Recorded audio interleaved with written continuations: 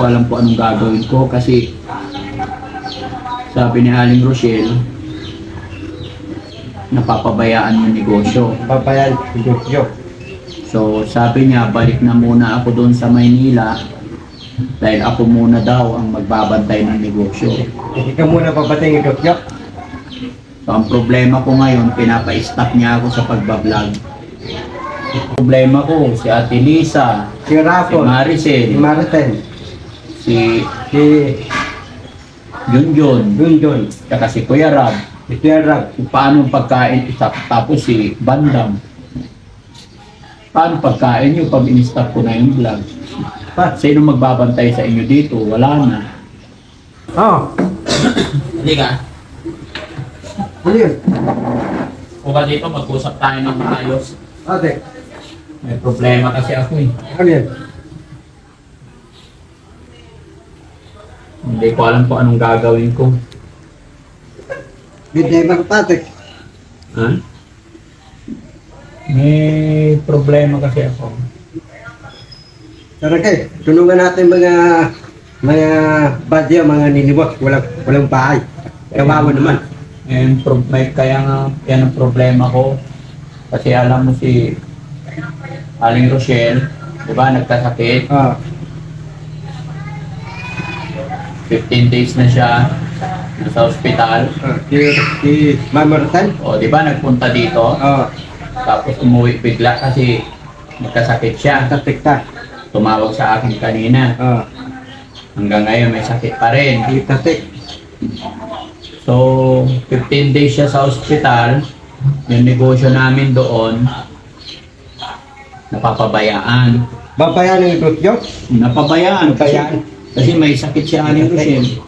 Galing nga. Di ba? Patay ka pa yung galing. Na-check up pa eh, nagiinom pa ng gamot. Ngayon naman jamot. Oo.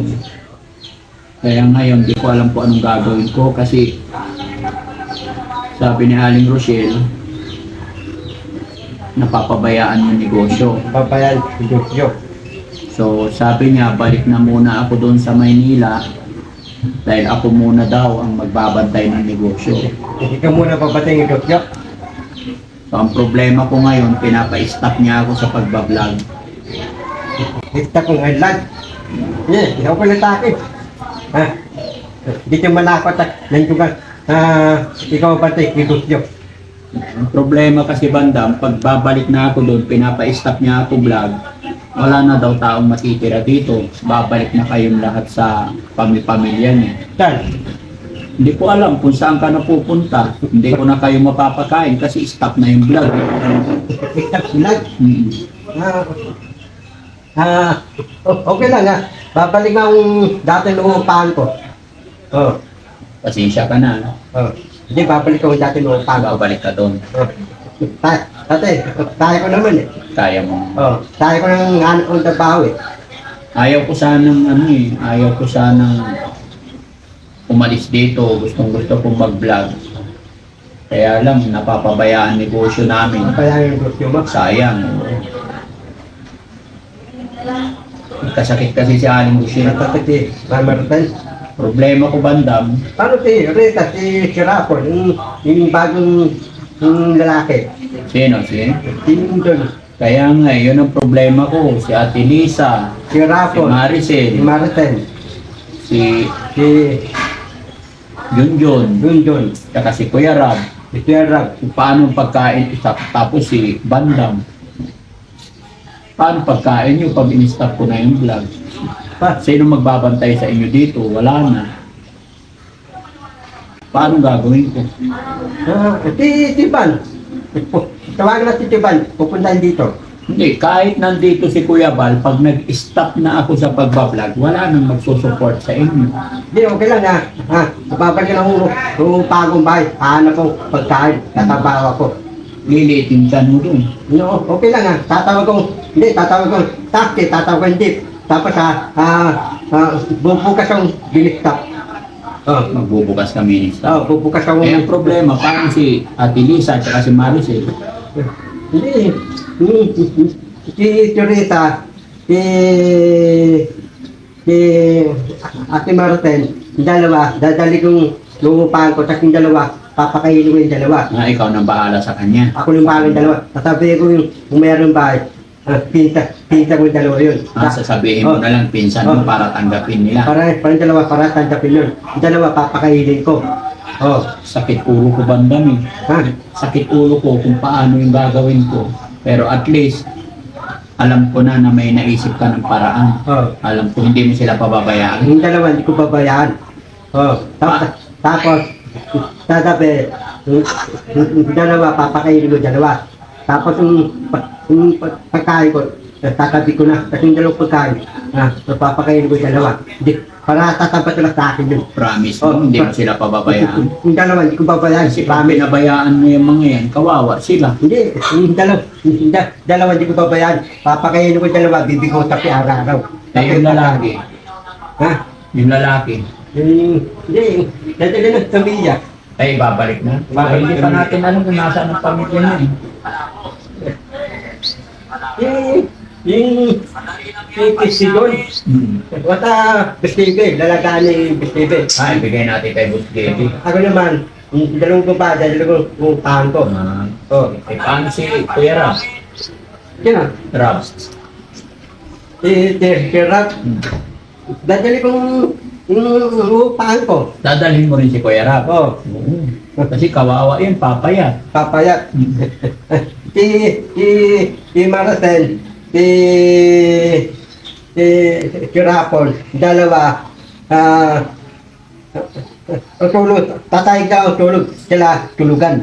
Sa kama sila, ikaw sa sahig. Tatay. Kasya kayo doon, ang liit ng bahay mo na yun. Yun o. Ikaw. Hindi, tatay kong mayroon bahay, papalipat ako tawa. Mayroon bahay. Tatay, tutulog kami ng bahay, maliit, hindi kami tasya. Bigyan mo akong malaking bahay. Yung tababa, alam mo yung malaking bahay, leto. Meron bahay nyo, meron babo. Mano pa eh, 10,000 eh, garante. Tawa ko si Kirsten. Ipitan si Kirsten, garante. Ipitan nyo, tintlok. Hindi. Ano? Manila Doctor. Manila yung doktor. Tanong yung doktor. Hindi ko pa alam. Pag maubos yung pera mo, damutan. Okay lang, basta gagawin ko. Dadaling ka. Kaya lang, sakit talaga ulo ko bandan. Hindi ko alam kung anong gagawin ko. Tulungan mo ko. Tutulungan kita. Natatanda si Papa dito para si Ma'am Martin dadaling ka. Ano? Si Ma'am Martin dadaling. Anong gagawin ko? Hindi, iingat tayo si Papa dito para dadalingin ni Papa dito. Sige, magpipray tayo, no? Hindi, pupunta tayo sa Timbang Piapo. Pupunta tayo sa simbahan. Oh, para si Martin. Dasalan ko si Martin, Timbang Piapo. Mami Rochelle. Oh, tago.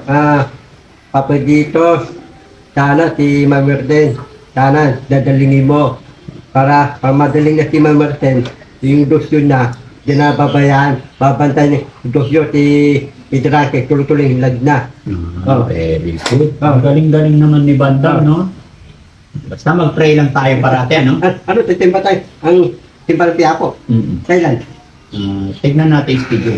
tinatay, Bindon. Basta hindi mo pababayaan yung mga kasama ko pag nag-stop ako, ha? O yung dalawa, hindi ko babayaan. Ako yung baling dalawa. Yung lalaki kay Boss JB. Si lalaki, si BCB. Bakit ayaw mo sa lalaki?